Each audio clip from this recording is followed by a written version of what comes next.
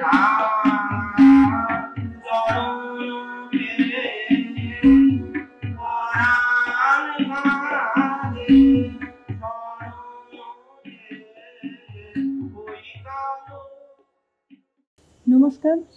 ওঙ্কার বাংলা তারা কথায় আপনাদের সবাইকে স্বাগত। দীপাবলির অনেক শুভেচ্ছা প্রত্যেক দর্শককে। আজ তারা কথায় যিনি আছেন তিনি কাচের মন্দির এই রামকৃষ্ণ আশ্রমের প্রেসিডেন্ট স্বামী সত্যপ্রকাশানন্দ। স্বামীজি, আপনাকে আমাদের ওঙ্কারে স্বাগত। এবং আজকে দীপাবলির দিন আপনাকে এই যে কাচের মন্দিরে আমরা এলাম এবং এখানে মায়ের যে মূর্তি দেখছি, সেই মূর্তিটি কিন্তু একদমই অন্যরকম। একটি বাচ্চা মেয়ের যে মূর্তি হয় জেনারেলি সেরকম। তো একটু এর রীতিকথাটা জানতে চাইছি যে কেন এইরকম ভাবে ওনাকে পুজো করা হয় বা উনি পূজিতা হন। এখানে দুটো দিক আসছে। এখানে আমরা যে মন্দিরে মাকে দেখছি, একটা হচ্ছে রামকৃষ্ণদেব সারদা মা, সামনে স্বামী অভেদানন্দজি, আর পেছনে ত্রিনয়নী কালিকা। এখানে এই ত্রিনয়নী মানে হচ্ছেন কালীর একটা রূপের এই ত্রিনয়নী নাম। তো স্বামী সত্যানন্দদেব মানে এই আশ্রমের যিনি প্রতিষ্ঠাতা, তিনি ছিলেন ভগবান শ্রীরামকৃষ্ণদেবের পার্ষদ, লীলা পার্ষদ স্বামী অভেদানন্দ মহারাজের শিষ্য। এবং তিনি উপলব্ধি করেছিলেন যে সারদা মাই সব, এবং ভগবান শ্রীরামকৃষ্ণদেব দক্ষিণেশ্বরে সারদা মাকে ফলহারিণী কালী পুজোর দিন ষোড়শী রূপে পুজো করেছিলেন। সেই ষোড়শী রূপটা নিয়ে মাকে এখানে প্রতিষ্ঠা।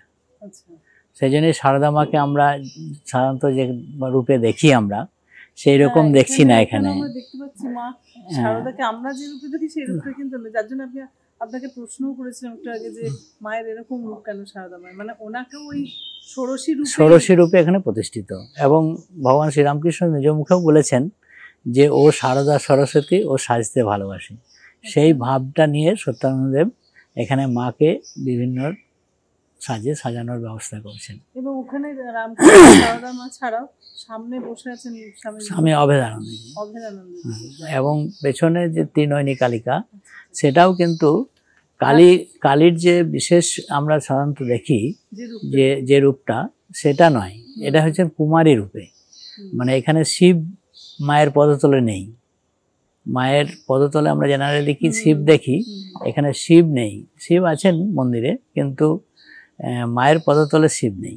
এখানে কুমারী রূপে মা বিরাজিতা। এবং চারটে হাতেও কিন্তু আমরা যেটা বড়া ভয় একটা বড়া ভয়, আর বাকি তিনটে হাতে ওই মুন্ডটাও না, ওটা এখানে কমণ্ডলু মুন্ড যে মানে থাকে সেটাও নেই, আর মুন্ড মালাও নেই। এখানে মাকে কুমারী রূপে প্রতিষ্ঠিত। আর কালী পুজোর দিন এখানেই মাকে কালী রূপেই পুজো হয়। আর আমাদের যেটা কালী পুজোর দিন, এই যে কালী পুজোর যে আজকে সারাদিন ধরে যে পুজোটা হয়, এখানে কি সারাদিন ধরে পুজো হয় নাকি না? পুজো তো আমাদের সকালে যেমন নিত্য পুজো 10:30টায় হয়, সেটা তো হয়ই বিশেষভাবে।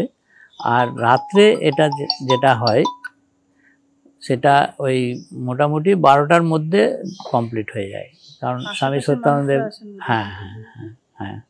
স্বামী সত্যানন্দদেব বলতেন যে ও তো মানে কুমারী বাচ্চা মা, সেই জন্য ওকে বেশি রাত জাগা দেবে না, সেই জন্য 12টার মধ্যে পুজোটা কমপ্লিট করে নেওয়া হয়। আমি এখানে আরো দেখলাম যে নানা জায়গায় অনেক, যেমন সরস্বতী ঠাকুরের মূর্তি দেখলাম, আরেকটি মূর্তি দেখলাম যেখানে আপনি বললেন আপনি যে রূপে চিন্তা করবেন সেটা লক্ষ্মী বললে লক্ষ্মী।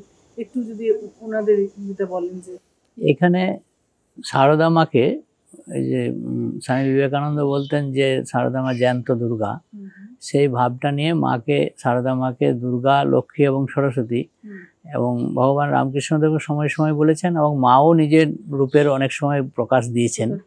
যেমন কালী রূপে শিবুদাকে বলেছিলেন যে লোকে বলে কালী। মানে এইভাবে মাকে আমরা বিভিন্ন রূপে জানি। তো সেই ভাবটা নিয়ে স্বামী সত্যানন্দদেব এখানে সারদা মাকে দুর্গা পুজোর সময় দুর্গা 10 হাত সাজিয়ে সারদা দুর্গা, লক্ষ্মী পুজোর সময় সারদা লক্ষ্মী, এবং সরস্বতী পুজোর সময় সারদা সরস্বতী রূপে মা পূজিতা হন। হ্যাঁ, দুর্গা পুজো হয় একই নিয়মই, এবং এখানে কুমারী পুজোও হয়। কিন্তু এখানে কেবল শব্দটা একটু অষ্টমীর দিন অষ্টমীর দিন কুমারী পুজো হয়, আর মাকে 10 হাত আরও 8টা হাত দিয়ে 10 হাত করে নেওয়া হয়। আচ্ছা আচ্ছা নিয়ে শারদা দুর্গা আচ্ছা। আমাদের লক্ষ্মী পুজো, লক্ষ্মী পুজো, কোজাগরী লক্ষ্মী পূর্ণিমা হ্যাঁ, দিন ওই পুজো হয়। মাকে লক্ষ্মী রূপে সাজানো হয়েছিল হুম, এবং মা শারদা লক্ষ্মী। আচ্ছা আমাদের আরও বীরভূমে প্রায় অনেক ব্রাঞ্চ আছে। আচ্ছা। তো বীরভূমে যে একটা ব্রাঞ্চ আছে আমাদের নরসিংহপুর বলে, হুম, ওই মশানজোর নদীর যে মশানজোর ড্যাম, সঞ্জয় ড্যাম। না মশানজোর না, সরি, তিলপাড়া যে Tilpara dam, barrage. Tilpara barrage, সেই ব্যারেজের নিচে নদীটা দুভাগ হয়ে গেছে। আচ্ছা সেই মাঝে একটা বদ্বীপে আমাদের একটা আশ্রম আছে। আচ্ছা সেই আশ্রমটার মানে ওখানে মাকে জগদ্ধাত্রী রূপে পুজো হয়, সারদা মাকে। আচ্ছা আচ্ছা। আর দুবরাজপুরে আমাদের একটা আশ্রম আছে, দুবরাজপুরে মাকে কাত্যায়নী রূপে এই অঘ্রাণ সারদা মাসে, মাকে পুজো হ্যাঁ, হয়।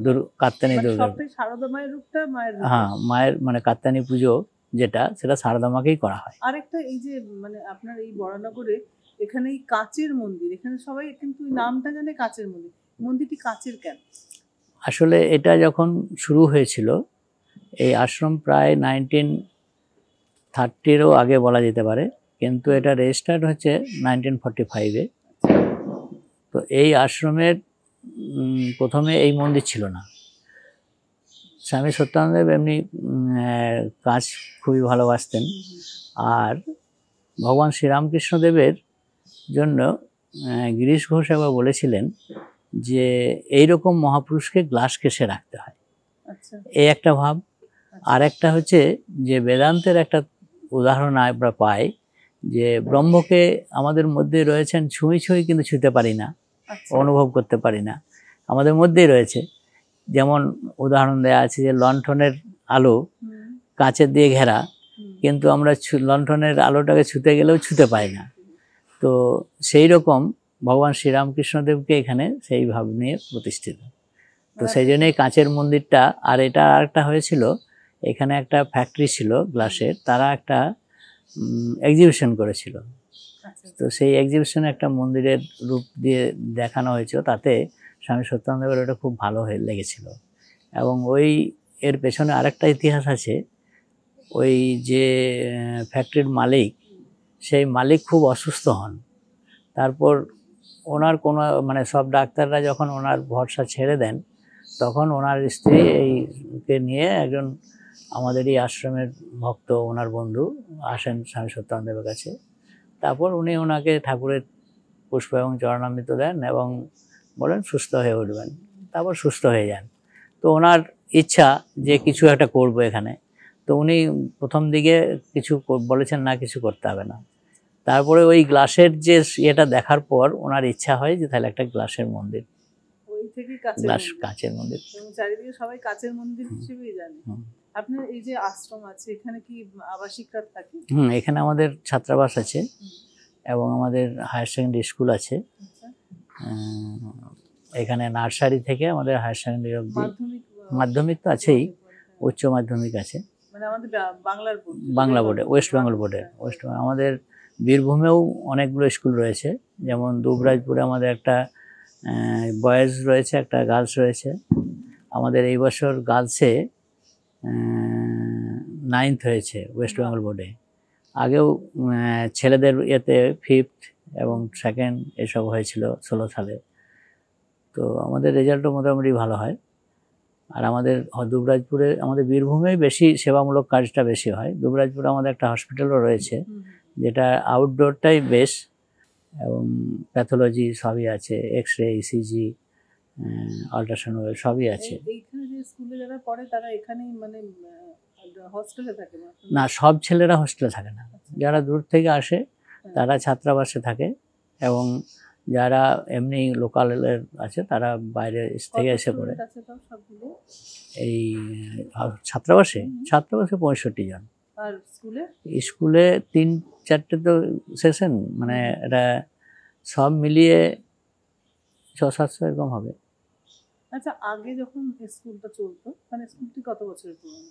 এটাও ওই 1944, 54 এরকম। মনে হচ্ছে যে আপনাদের ছাত্র সংখ্যা কমে যাচ্ছে, কারণ যেহেতু ইংলিশ মিডিয়ামের যে একটা পড়ানোর প্রবণতা, সেই আমাদের আপাতত এক জায়গায় স্থির আছে। মানে একবারেই যে কমে যাচ্ছে আমাদের সেরকম কিছু হয়নি। কয়েক বছর আগে একবার ডিটোরেট হয়েছিল, তারপর থেকে স্থিতি আছে। এই ছাত্ররা প্রতিদিন সকালে আপনাদের এখানে ভজন এগুলো হ্যাঁ, হয়? আমাদের ছাত্রদের মানে রুটিন হচ্ছে সন্ধ্যের সময় 6টায় ওরা প্রেয়ার করে, হুম। আর সকালে 6টায় ওদের সেটা কি এই মন্দিরের এই প্রাঙ্গণে নাট এসে? মন্দিরে এসে হয়। আচ্ছা। আর যারা আবাসিক আছে তারা আবাসিক যারা। আর আপনার এখানে কজন মহারাজ থাকেন? এখানে আমাদের এখন এই আশ্রমে মানে এখানে 5-6 জন আছে।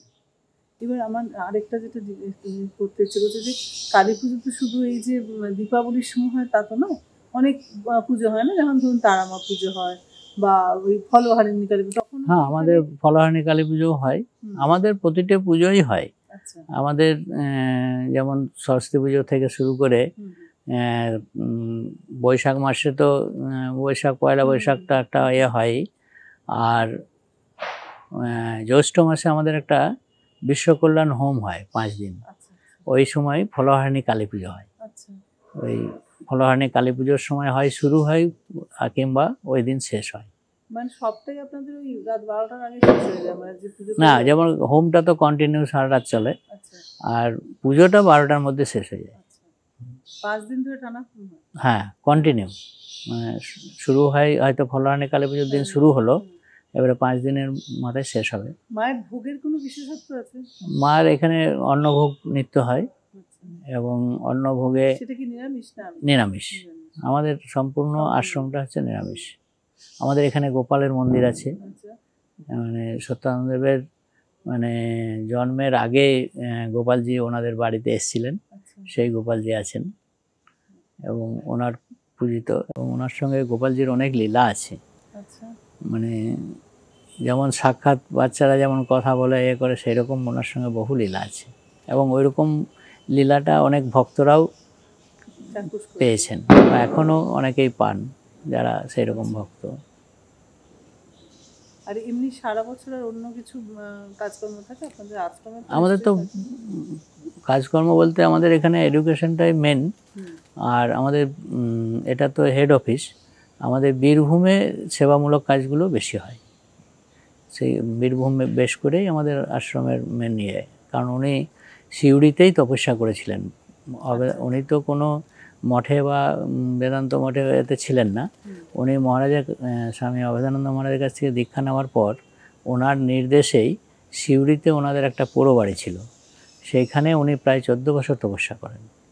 সেই তপস্যা করার পর মার নির্দেশেই এই আশ্রমগুলো হয়। প্রায় সব আশ্রমগুলো একই কাছাকাছি সময়ে আছে। একদম গঙ্গার ধারে, এখানে তো একটা আমাদের গঙ্গার ওপারেই জাস্ট দিনে হলে হয়তো দেখা যেত, ওপারেই বেলুড় মঠ। আমরা এখান থেকেই ঠাকুরকে প্রতিদিন প্রণাম করতে পারি, এটা আমাদের বড় সৌভাগ্য। আর মা গঙ্গা তো আছেনই। স্বামীজি, আপনাকে অনেক ধন্যবাদ আমাদের এতটা সময় দেওয়ার জন্য, এবং কাছের মন্দির থেকে প্রথমবার এলাম, খুব ভালো লাগলো। ওঙ্কারের প্রত্যেকটি দর্শক, আমাদের প্রত্যেকটি সদস্য যারা আছেন, কর্মী আছেন, প্রত্যেকের তরফ থেকে আপনাকে